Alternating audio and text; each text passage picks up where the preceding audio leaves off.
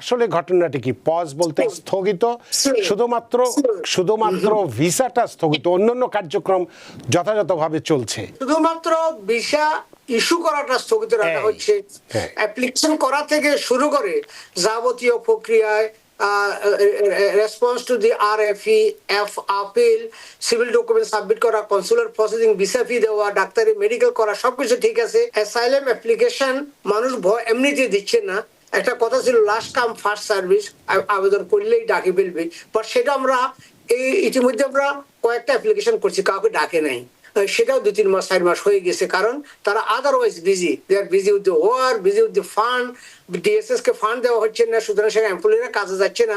So everything is uncertain about asylum. আপনার কাছে একটা বিষয় আমি জানতে চাই, যেটা নিয়ে একটা কনফিউশন আছে আমাদের কমিউনিটির ভেতরে বা মানুষের ভেতরে, যে 75টা দেশের যে ভিসা পজের কথা বললেন বা আমরা জানি যেটা, সেক্ষেত্রে বাংলাদেশের নামও অন্তর্ভুক্ত আছে। তো যে কনফিউশনটা আছে, যে মানুষ মনে করেছে যে সব কিছু পজটাকে বন্ধ, স্টপ ধরে নিয়েছে। তো এই জায়গাটা আপনার কাছ থেকে একটু বিশ্লেষণ চাই বা ক্লারিফিকেশনটা চাই। আসলে ঘটনাটি কি? পজ বলতে স্থগিত, শুধুমাত্র শুধুমাত্র ভিসাটা স্থগিত, অন্যান্য কার্যক্রম যথাযথভাবে চলছে। এই বিষয়ে যদি আপনি একটু পজের শাব্দিক অর্থ, প্রত্যেকটা শব্দের একটা অর্থ আছে। যেমন আপনি টেলিভিশন দেখছেন, টেলিভিশন দেখতে গিয়া সেখানে দেখা গেল একটা কল আসে গেছে, বা একটা মুভি দেখতেছেন, মুভি দেখতে গিয়ে একটা কল আসে গেছে আপনার ইমার্জেন্সি, তখন এটাকে আপনি পজ রাখতে পারেন, সাময়িক স্থগিত। আবার কথা কলটা শেষ হলে বা মেহমান চলে গেলে বা কথা শেষ হলে আবার শুরু করবে, সেটা সাময়িক। এটার অর্থ হবে সাময়িকভাবে স্থগিত রাখা হয়েছে। পজ শব্দের অর্থ সাময়িক স্থগিত, তবে সাময়িকটা কতদিন সেটা এখনো বলা হয় নাই। সো এখানে আরো মেমোরেন্ডামে বলা হয়েছে until they figure out how they can minimize the public charge for the third world country, যতদিন পর্যন্ত তারা নীতিমালা নির্ধারণ করতে পারে। এখন এই নীতিমালা নির্ধারণের কতদিন সময় লাগবে সেটা বলা যাচ্ছে না।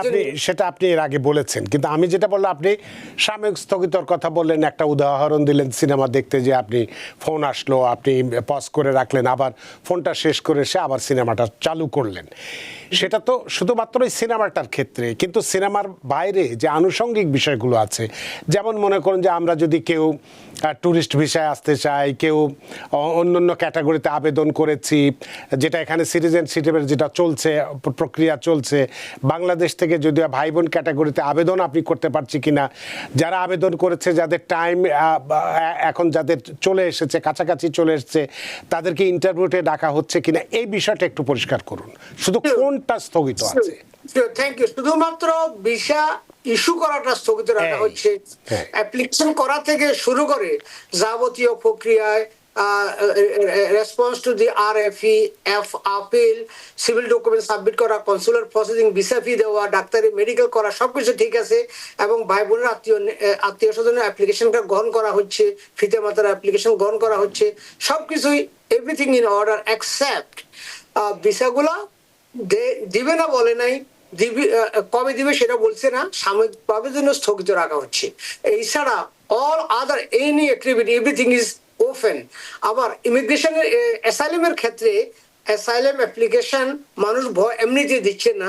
একটা কথা ছিল লাস্ট কাম ফার্স্ট সার্ভিস, আবেদন করলেই ডাকে ফেলবে, বাট সেটা আমরা ইতিমধ্যে আমরা কয়েকটা অ্যাপ্লিকেশন করছি, কাউকে ডাকে নাই। সেটাও 2-3 মাস 4 মাস হয়ে গেছে, কারণ তারা otherwise busy, they are busy with the war, busy with the fund, DSS কে ফান্ড দেওয়া হচ্ছে না, সুতরাং সেখানে এমপ্লয়িরা কাজে যাচ্ছে না। So everything is uncertain about asylum. অনেক স্লো। তবে অ্যাসাইলাম কোর্ট সময়ে কিন্তু হিয়ারিং চলছে। ইমিগ্রেশনের কেসটা 2 ভাগে বিভক্ত। একটা হলো ফিল্ড, ইমিগ্রেশনের কাছে থাকে, ইমিগ্রেশনের প্রাথমিক হিয়ারিং এর পরে এই কেসটা চলে যায় কোর্টে, EROর আন্ডারে ইমিগ্রেশন রিভিউ, সেটা কোর্টের আওতায়। সো কোর্টের কার্যক্রম পুরোদমে চলছে। পুরোদমে বলতে যেখানে যাদের সংখ্যা সংকট, সেখানে তো স্থূল হচ্ছে, বাট ইটস মুভিং ফরওয়ার্ড। তবে ফিল্ড অফিসের কার্যক্রম কম, সেখানে লোক সংখ্যা কম, ফান্ড কম, ফান্ড অ্যালোকেট করছে না। This is one of the reason. সম্প্রতি আমি একটা হিয়ারিং এ গিয়েছিলাম, আর সেখানে প্রচুর মানুষের ভিড়, কিন্তু ওই অ্যামাউন্ট অফ অ্যাডজুডিকেশন অফিসের সংখ্যা কম, এই জন্য লাইনও আপনি 10টা বাজে গেছেন, আপনার ডাকছে 3টা থেকে 3:30টায়। সো ওখানে কর্মী সংখ্যা কম, এবং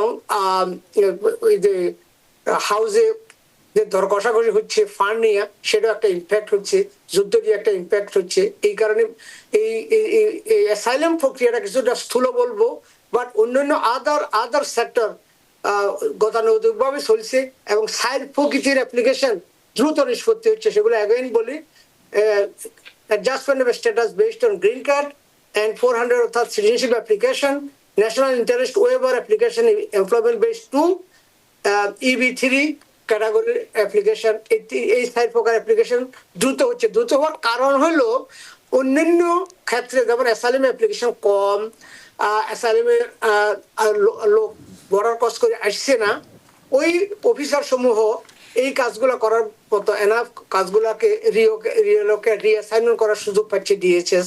এই কারণে এই সাইড প্রকৃতির অ্যাপ্লিকেশন দ্রুত নিষ্পত্তি হচ্ছে।